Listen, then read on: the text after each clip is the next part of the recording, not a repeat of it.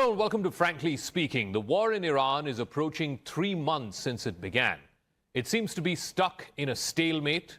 Neither the United States and Israel nor Iran are able to see outright victory. The Strait of Hormuz is shut, and that is affecting the rest of the world, including India, because of a paucity of oil supplies. Last week, President Trump and President Xi Jinping of China met, and there was hope for some kind of a breakthrough. But that did not happen. So as the war approaches 3 months, Trump is threatening to restart the war. And even if he were to, there is no guarantee that America and Israel can win this war. Iran, on the other hand, says it has submitted a 14-point proposal back to the Americans. But ultimately, the nub of this issue boils down to 2 points. One, will Iran be allowed to enrich uranium for peaceful purposes? And 2, will the Strait of Hormuz be reopened for business? I'm now joined by a very special guest. Professor Jeffrey Sachs is a leading economist in the world, teaches with the Columbia University. Thank you very much, Professor Sachs, for speaking with us here on Frankly Speaking and on Times Now. The ceasefire between America and Iran, which came into existence on the 8th of April, it's been over a month now, but it's hanging by a thread. And Donald Trump this past week had said that he was about an hour away from striking Iran again. How do you see this war situation evolving, particularly in the next few days? Whether there is a prospect of the war restarting, or will better sense prevail? Will negotiations resume now that Iran has submitted its new 14-point peace proposal? I don't think that Trump has any real military options. If the United States resumes bombing, Iran is going to resume destruction of the neighboring countries. And the United States should understand this, because that's a credible threat and a credible deterrent.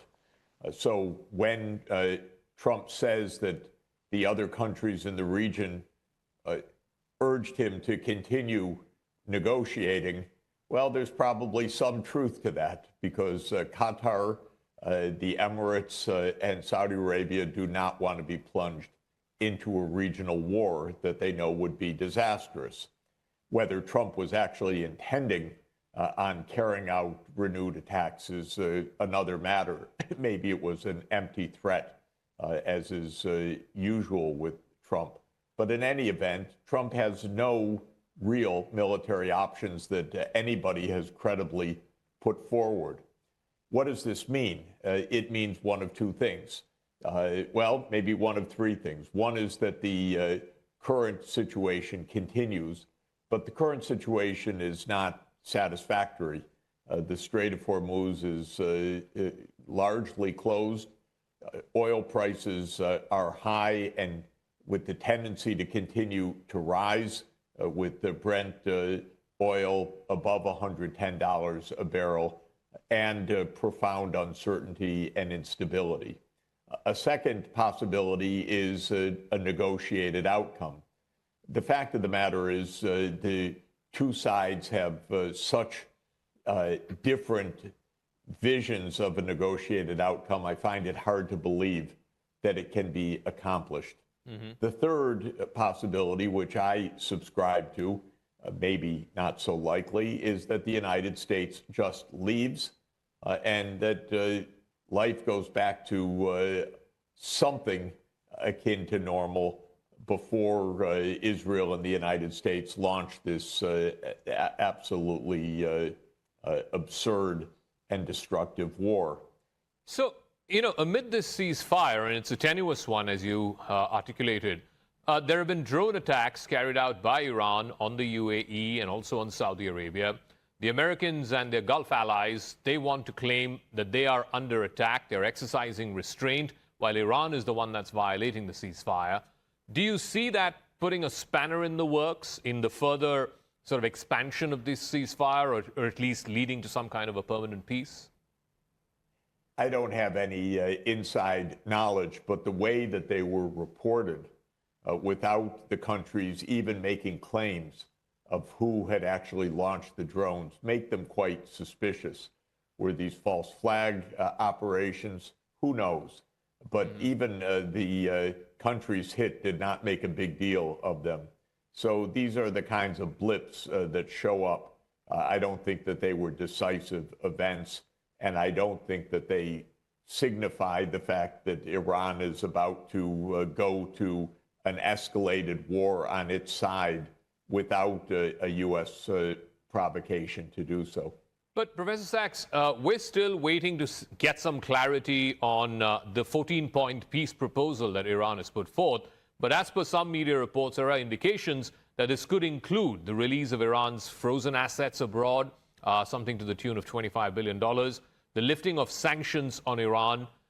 This is a reiteration of what Iran had said earlier. But what is your assessment of how Trump might respond to this new 14-point peace proposal? Well, I think the Americans will reject this. But on the other hand, if you look at what Iran is asking for, it's asking for its own money back, for heaven's sake.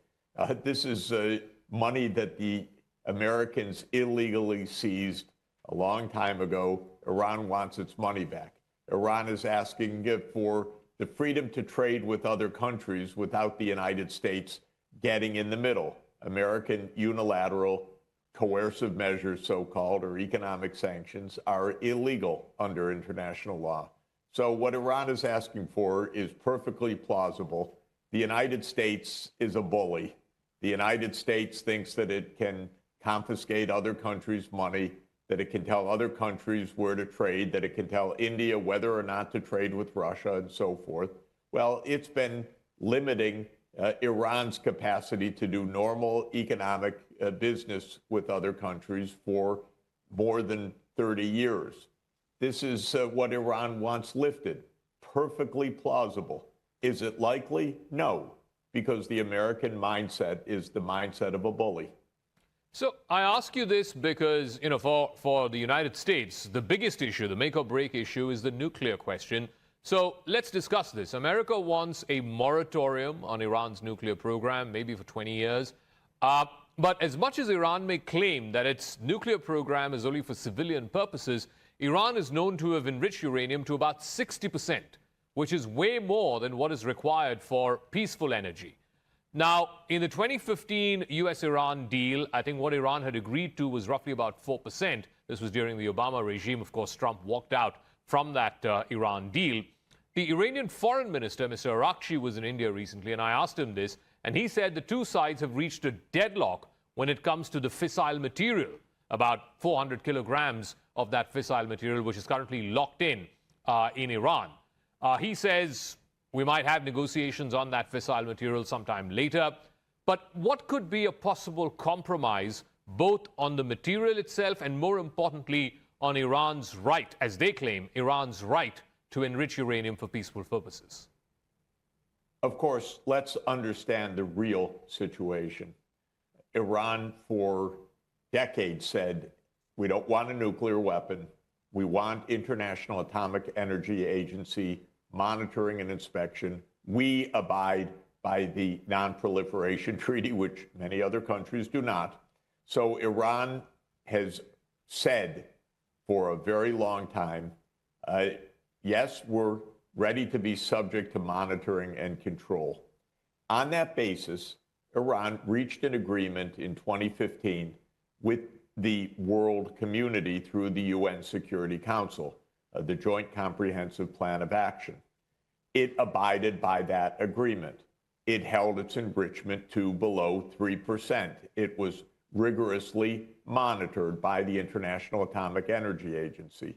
Trump ripped up that agreement at the behest of Netanyahu. So this is the starting point, not Iran, some reckless country on the way to nuclear weapons. How did Iran get to 60%? Because the U.S. ripped up the agreement, the U.S. maintained economic sanctions, and then the U.S. and Israel engaged in an assassination campaign and in bombings of Iran's nuclear facilities. And then Iran responded to those continued provocations. Even then, Iran said, we are ready to go back to an agreement under the International Atomic Energy Agency. Israel does not want such an agreement. Israel wants to overthrow the Iranian government. That's the point. And so this was never about controlling the nuclear weapons. This is about overthrowing Iran.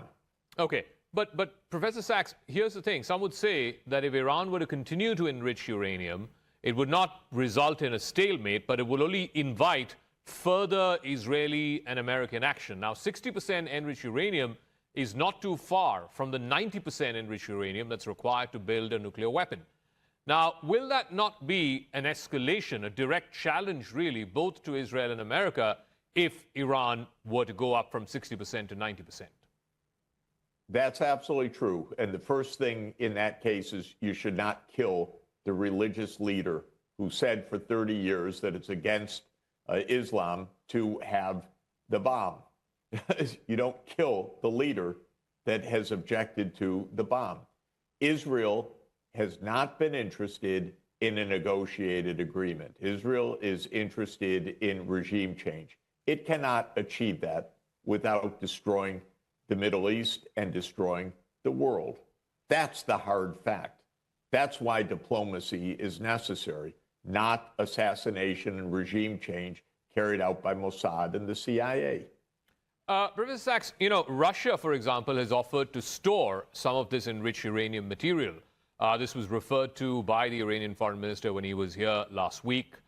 Do you believe that this is a solution? Iran is yet to respond on whether they are, A, willing to give this material to a third country, and even from the United States, we're not sure whether President Trump will be okay with Iran giving away this nuclear fissile material to a third country and not to the United States. I think there are probably many practical ways forward, but not at gunpoint, because those are not credible ways forward.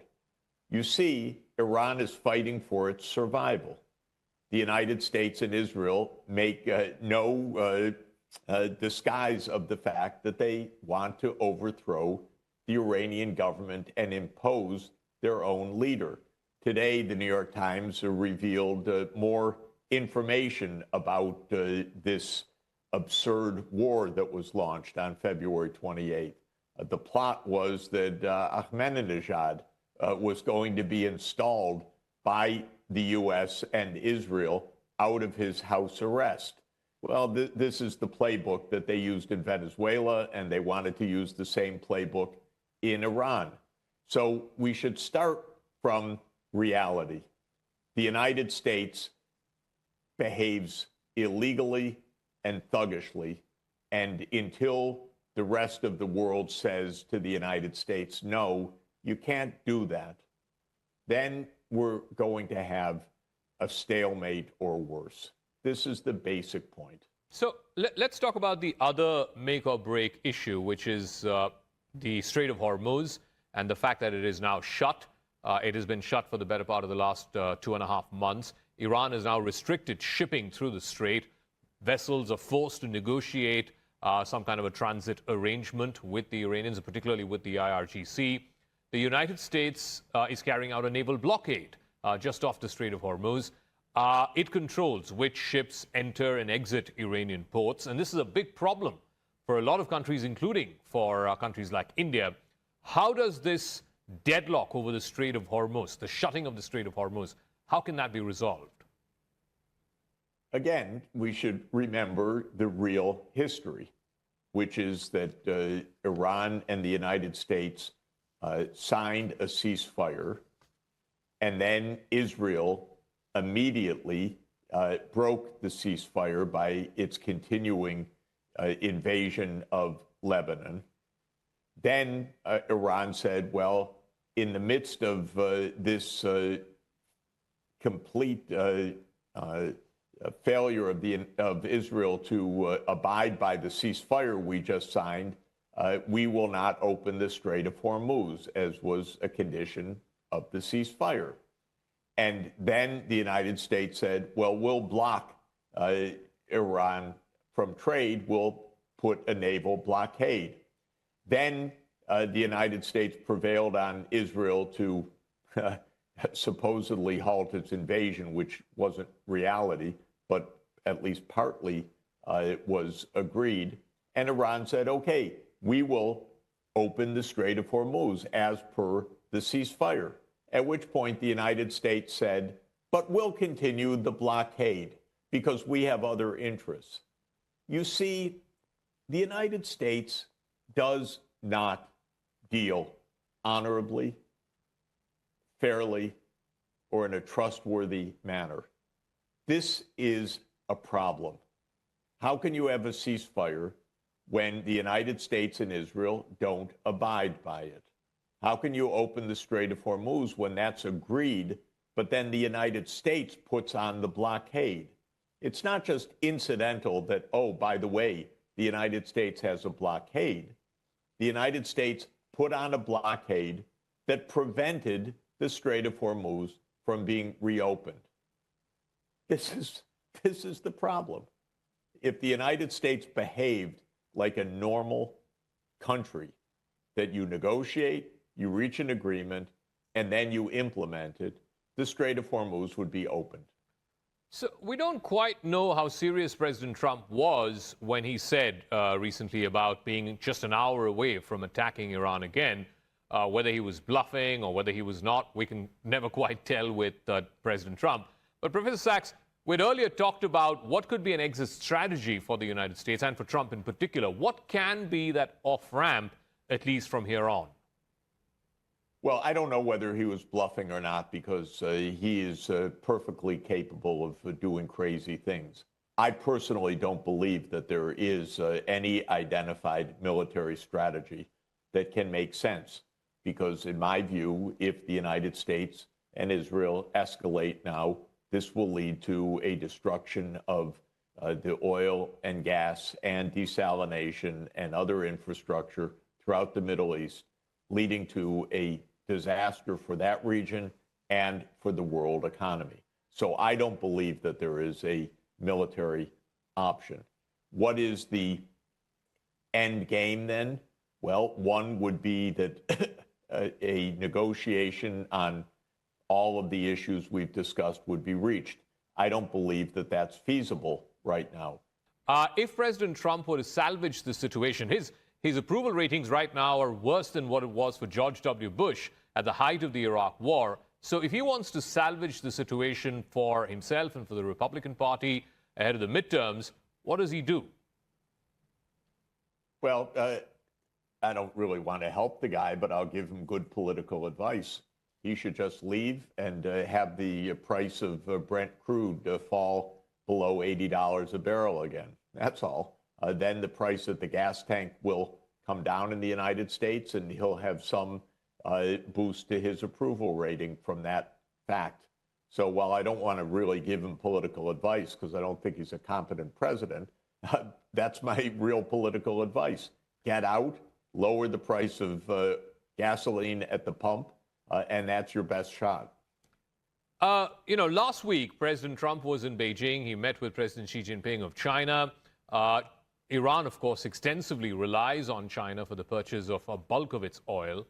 Do you see China having some kind of leverage over Iran in a way that it can get Iran to stop the war, or at least open up the Strait of Hormuz? I think that if the United States were to leave, China would constructively urge Iran open up the strait. I don't think China's looking for some preferential benefit. It doesn't need that. China's doing well enough without any preference in the Strait of Hormuz. China would like quiet. When the world is quiet, China's industries hum, China's economy expands. That's what China wants. So if the United States leaves, I believe China would quite responsibly help to ensure that Iran opens the strait and doesn't undertake any kind of revenge or new provocations. Not that I think Iran would want to do so, but I think China would be a very significant stabilizing force. What Trump seemed to want was that China would deliver Trump's demands. Well, that's completely not going to happen. So China can play a constructive role, but it can't achieve Trump's extreme demands. So President Xi Jinping also said that the Taiwan issue is the most important issue in China-US relations, and he said if it's not handled properly, it can lead to a lot of problems in the relationship between Beijing and Washington. Trump reportedly in his time in Beijing did not say a word about Taiwan. On board Air Force One, he was asked this by reporters, and he said he's not made a commitment one way or the other, including on this $14 billion of weapon sales to Taiwan. How concerned are you about what Xi Jinping said and whether all of what has happened in the last couple of years, including this war in Iran, might embolden Xi Jinping to make a move for Taiwan? Well, again, we have to understand what this is about. What President Xi was objecting to was the United States arming Taiwan. That's quite different. That's the United States entering into the internal affairs of China, and the United States should not do so. I hope the United States wouldn't arm a state in India against the Union government, and that is what the United States is proposing to do vis-a-vis China. So what President Xi was saying is the United States should not arm Taiwan. I completely agree with that, by the way. I don't want China arming the state of Missouri, and I don't want the United States arming Taiwan. That's all. So it's not just Taiwan. Now, recently, the Cubans have also been saying that America should not be interfering in its internal affairs, but Trump doesn't quite seem to be listening. Do you think that the Trump administration is trying to pull off another Venezuela in Cuba? I'd personally be very surprised if the United States does not overthrow the government of Cuba. And I find it alarming that the world is not standing up and telling the United States, don't try it. But I think the U.S. is likely to try it. The U.S. is not threatening to intervene or interfere in Cuba. It's been doing so since 1959. There have been comprehensive sanctions on the island. The United States is putting a blockade on Cuba. The United States is sent the CIA director, by the way, which is quite interesting. The CIA director went to dictate political terms to Cuba. What is the CIA director doing with that? People should think about that. Maybe it won't be a surprise exactly, but the CIA is supposedly an intelligence agency. But it's not a secret that the CIA runs a lot of American foreign policy. And so that's what we saw on full display. One final question. Prime Minister Modi had recently visited the UAE. He was part of the Nordic summit. He went to Italy. The Indian government is also exploring some new economic austerity measures, if you will, because the prices of petrol and diesel have been going up because of the war. What is your economic outlook as you foresee for the next few months if the uncertainty and the war in West Asia continues? Well, if oil prices remain at above $110 a barrel, this will be a significant hit to India and to the world economy. If the war escalates, or if the shortages that have been created intensify because nothing is relieved and the price of oil goes to $130 or even $150 a barrel oil, then we'll have a real full economic crisis. Unfortunately, the rest of the year is not panning out very safely because perhaps in addition to the current crisis, we're going to see a very powerful El Nino. By some forecasts, this is still probability and speculative, but by some forecasts, this could be the most powerful El Nino in modern times. That would be very disruptive for India as well in the coming year. We should all take care, be prudent, get the United States to go home, get the strait opened, get the price of oil and gas down, this is what we should be doing. All right. Professor Jeffrey Sachs from the Columbia University. It's always a pleasure speaking with you, Great to be with you. Thank you for joining us here on Frankly Speaking and on Times Now.